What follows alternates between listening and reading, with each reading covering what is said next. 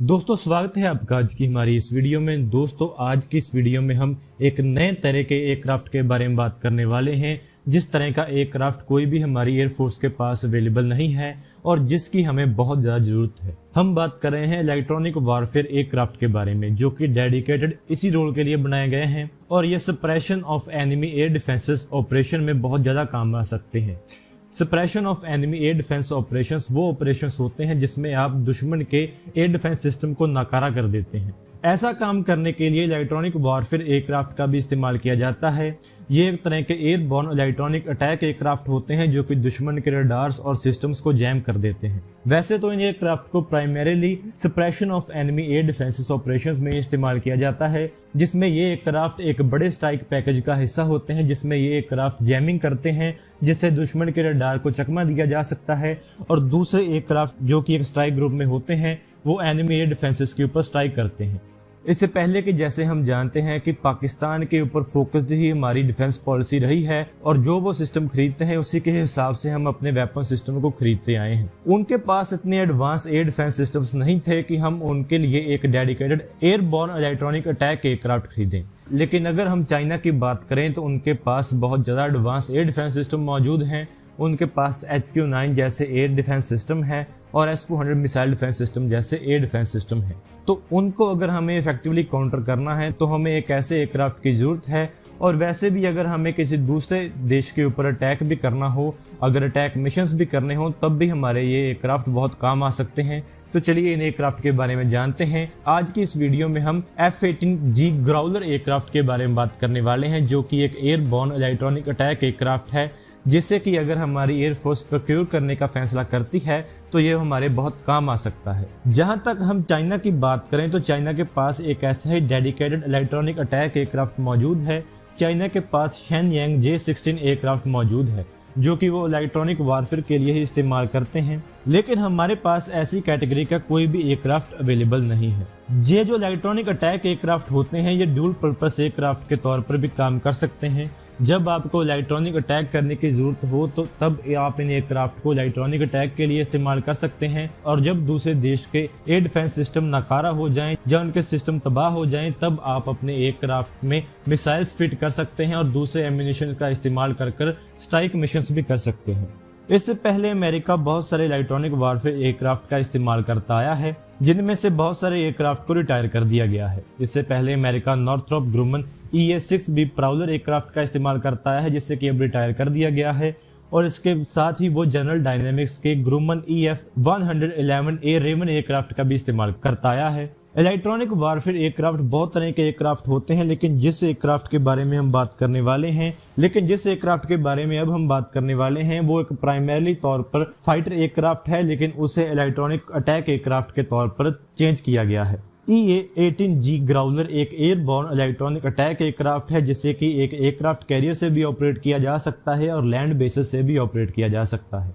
इस एयरक्राफ्ट को United states की नेवी के EA-6B ग्राउलर एयरक्राफ्ट के रिप्लेसमेंट के तौर पर बनाया गया था। अमेरिका का ग्राउलर एयरक्राफ्ट एक कॉम्बैट प्रूवन 2-सीट F-18 हॉर्नेट एयरक्राफ्ट का एक डेरिवेटिव है, जिससे कि मेन तौर पर इलेक्ट्रॉनिक अटैक और suppression of enemy air defences operations के लिए बनाया गया है। इन एयरक्राफ्ट को जब किसी देश के साथ हॉस्टिलिटीज शुरू होती हैं, यानी कि जब दूसरे देश के साथ जंग जैसे हालात बन जाते हैं जहां उनके ऊपर आपको अटैक करना होता है, तब सबसे पहले इन एयरक्राफ्ट का इस्तेमाल किया जाता है। ग्राउलर एयरक्राफ्ट में 11 वेपन स्टेशंस हैं, जिसमें आप इलेक्ट्रॉनिक मिशन सिस्टम्स को कैरी कर सकते हैं और इसके साथ ही आप वेपन्स को कैरी कर सकते हैं। लेकिन जब आप दुश्मन के सिस्टम्स को नाकारा कर दें और उनके ऊपर सीड सॉर्टिस कर लें, तब ऐसे एयरक्राफ्ट की जरूरत कम हो जाती है और तब आप इलेक्ट्रॉनिक मिशन सिस्टम्स को हटाकर आप इस एयरक्राफ्ट के साथ वेपन्स का भी इस्तेमाल कर सकते हैं।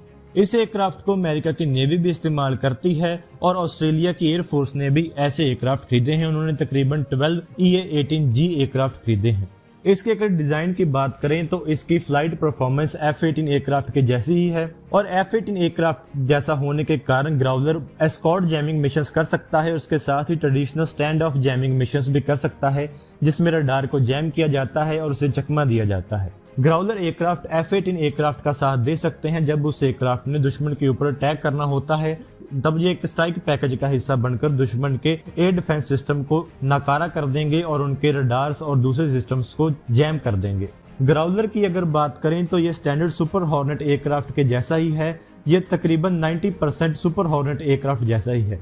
ये उस एयरक्राफ्ट का एयर फ्रेम शेयर करता है। इसमें रेथियन का AN/APJ-79A से रडार लगाया गया है और इसमें AN/AYK-22 स्टोर्स मैनेजमेंट सिस्टम लगाया गया है। इसके जो सभी एयरबॉर्न इलेक्ट्रॉनिक अटैक इक्विपमेंट हैं वो इस एयरक्राफ्ट की उस स्पेस में लगाए गए हैं जहां पर पहले एक 20 मिलीमीटर कैनन लगाया जाता था और इसके साथ ही इसके विंग टिप्स के ऊपर भी इसके एयरबॉर्न इलेक्ट्रॉनिक अटैक इक्विपमेंट लगाए जाते हैं। इस एयरक्राफ्ट के जो 9 वेपन स्टेशंस हैं उन्हें खाली रखा जाता है। उसके ऊपर आप एडिशनल वेपन्स भी लगा सकते हैं और जैमिंग पॉड्स भी लगा सकते हैं। अगर इसके एडेड इलेक्ट्रॉनिक्स की बात करें तो आप इनके विंग टिप्स के ऊपर ALQ-218 वाइड बैंड रिसीवर्स को लगा सकते हैं और ALQ-99 high and low band tactical jamming pods को लगा सकते हैं। जब ALQ-218 सिस्टम को ALQ-99 सिस्टम के साथ कंबाइन किया जाता है तो ये एक बहुत ज्यादा ताकतवर इलेक्ट्रॉनिक वारफेयर स्वीट बन जाता है जो कि दुश्मन के किसी भी अटैक के अगेंस्ट डिटेक्शन और जैमिंग कर सकते हैं।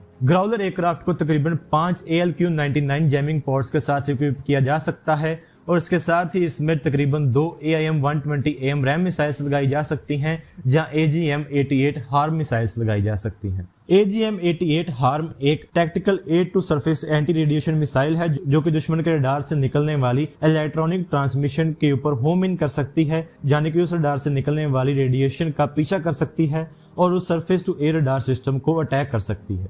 इन दोनों सिस्टम के मिल जाने के साथ ये aircraft suppression of enemy air defence system operation करने के लिए बहुत ज्यादा ताकतवर एयरक्राफ्ट बन जाता है। अभी इस एयरक्राफ्ट के लिए अपग्रेड भी की जाएगी जिससे इस एयरक्राफ्ट को और ज्यादा ताकतवर बना दिया जाएगा। इस एयरक्राफ्ट को एक नई अपग्रेड मिलने वाली है जो कि इसी साल के मिड में शुरू होनी थी, जिसमें इस एयरक्राफ्ट को इलेक्ट्रॉनिकली अटैक करने के लिए ज्यादा नए टूल्स दिए जाने थे। अमेरिका की नेवी ने बोइंग को इनिशियल फंडिंग दी है जिसमें वो ये टेस्ट करेंगे कौन सी नई टेक्नोलॉजीज ग्राउलर एयरक्राफ्ट के ब्लॉक 2 में लगाई जा सकती हैं। अमेरिका का ग्राउलर एयरक्राफ्ट इकलौता ऐसा प्लेटफॉर्म है जिसे कि अभी तक प्रोड्यूस किया जा रहा है। इसके नई अपग्रेड में इस एयरक्राफ्ट में लगाए गए नॉर्थर्न ग्रुपन के ALQ-218 सेंसर सिस्टम में एनहेंसमेंट करने का प्लान किया गया है और इसके साथ ही इसके रडार वार्निंग और इलेक्ट्रॉनिक सपोर्ट मेजर और इलेक्ट्रॉनिक इंटेलिजेंस सिस्टम में भी इंप्रूवमेंट करने का प्लान किया गया है। इसमें अडेप्टिव डिस्ट्रीब्यूटेड प्रोसेसिंग सिस्टम लगाने का भी प्लान किया गया है जिसके साथ इस एयरक्राफ्ट के कंप्यूटर्स किसी भी थ्रेट इंफॉर्मेशन को जल्दी आइडेंटिफाई कर सकेंगे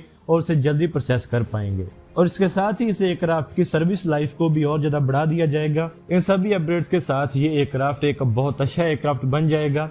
अभी हमारे MMRC टेंडर के लिए बोइंग ने F-18 एयरक्राफ्ट को ऑफर भी किया हुआ है और अगर हम बोइंग को ये रिक्वेस्ट करें या अमेरिका की गवर्नमेंट को ये रिक्वेस्ट करें कि वो हमें ये एयरक्राफ्ट बेचें तो वो इस एयरक्राफ्ट को हमें बेच भी सकते हैं क्योंकि ग्राउलर एयरक्राफ्ट F-18 एयरक्राफ्ट से ज़्यादा अलग नहीं है।